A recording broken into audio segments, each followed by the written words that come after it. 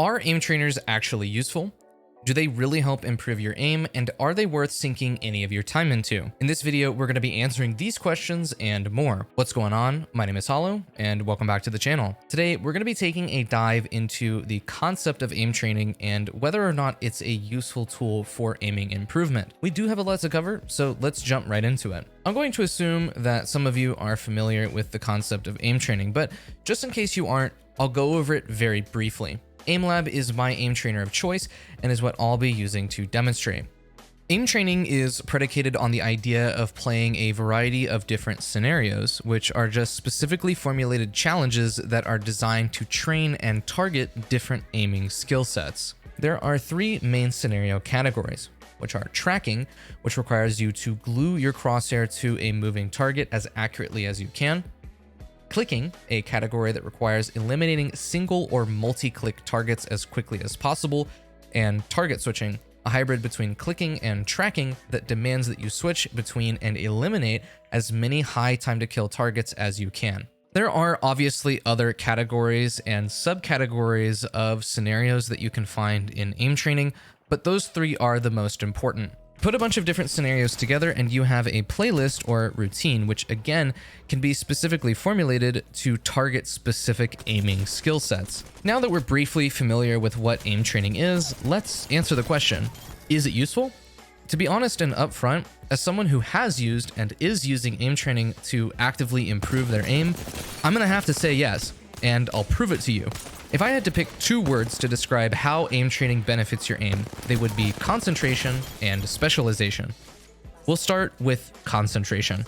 Aim training allows you to practice your aim at a much higher concentration than what you normally would be able to accomplish in a regular FPS game. What I mean by concentration is the relative amount of time you spend being able to actively practice and exercise your aim. Regular FPS games like Apex Legends, for example, actually operate at a very low mechanical concentration, making it very difficult to get good, meaningful aiming practice in. I'll demonstrate exactly how low this concentration is in Apex Legends, specifically with some editing. I'm going to show you guys this 23 kill, 4,200 damage game I got the other day, except I'm going to cut out all of the downtime, meaning all of the time that I spent not actively aiming at or shooting someone will be cut out entirely. This is going to start after I start shooting my first enemy right here. For those of you guys that don't play Apex, me having racked up 23 kills in this game means that I eliminated over 1/3 of the lobby. This isn't going to happen very often since Apex is a battle royale and finding 23 people to kill isn't always going to be a realistic expectation to have. The fact that we're already this far into the game without any downtime just goes to show how little of a concentration Apex allows you to practice your mechanics at. You can see how some of the cuts in this take me from one point of interest to another, and that's because especially on this map, I'm constantly running around trying to find people to shoot at. Even while playing a character that allows me the opportunity to know the location of every death on the map within the last 3 minutes, while duoing with someone playing a character that can literally fly me across the map, I still struggled with finding players to fight. Granted, this is on Stormpoint, but still.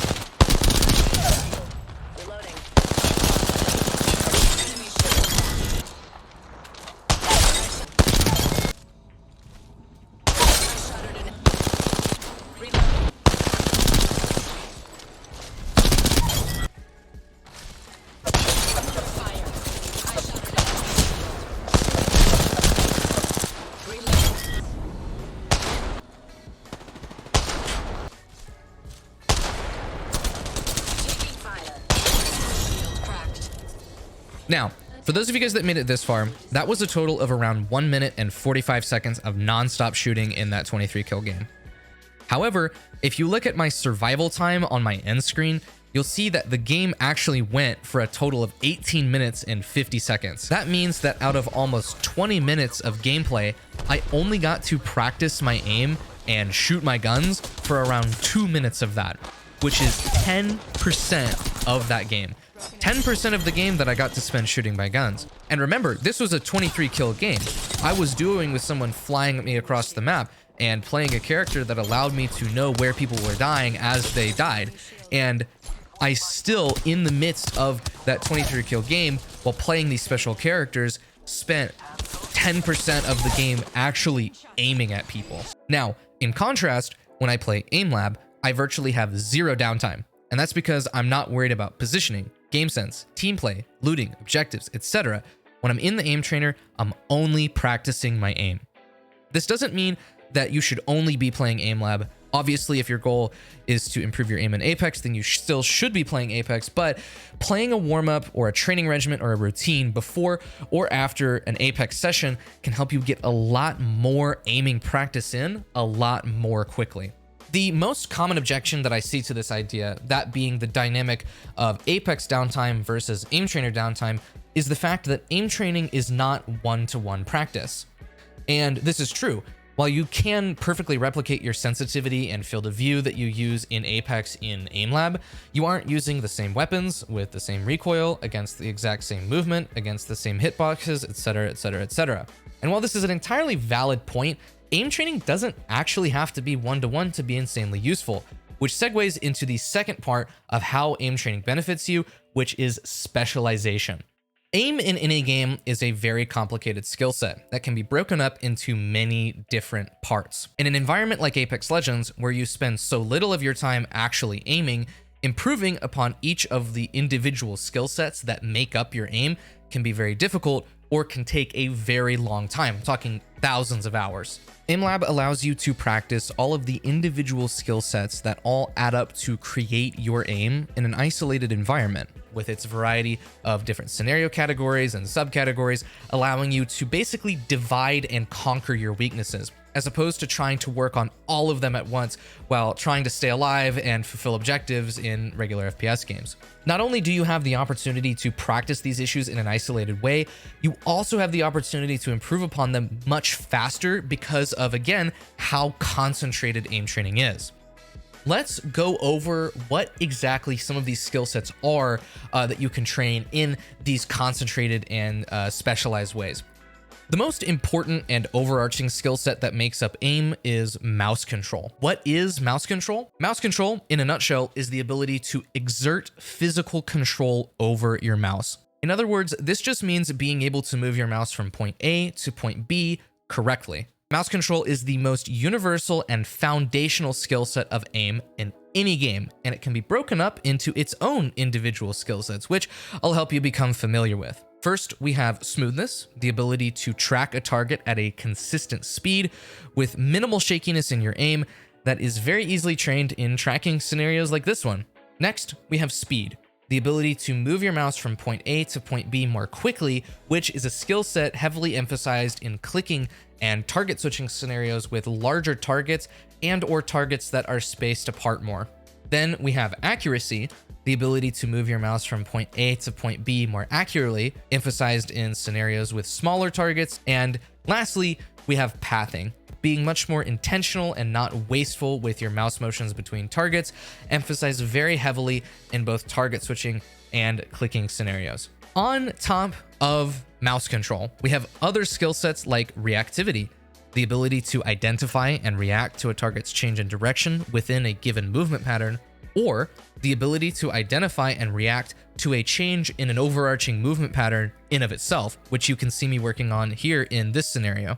We also have much more specific things like the idea of learning how to reset your mouse continually while aiming, or in contrast, learning how not to reset your mouse and instead using the space on your mouse pad to its fullest extent, and then finding balance between both of those concepts. Another way that these attributes of concentration and specialization in aim training can benefit you is if you're a controller player wanting to switch over to mouse and keyboard. If you're already familiar with how to play Apex, for example, and are wanting to switch inputs, the only thing that's changing for the most part is going to be your input. What better way to learn that input than an environment that allows you to practice moving your mouse correctly with zero consequences for missing your shots? At the very least, an environment like this can help you gain the momentum that you need to start grinding out Apex more on mouse and keyboard, since getting that initial momentum can be really difficult, especially in a battle royale game where you get punished over and over and over again for making like one single mistake.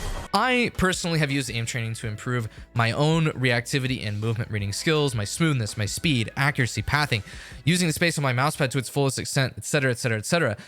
I've used aim trainers as a platform and environment to become more in tune with the center of my screen by completely turning off my crosshair and playing tracking scenarios, which not only helps me become more in tune with where the center of my screen is and allows me and my aim to operate independently of a crosshair, but also allows me to improve my tracking because I'm focusing more on the target that I'm actually aiming at and not my crosshair, which is just simply the tool that I'm using to aim at that target with, if you will.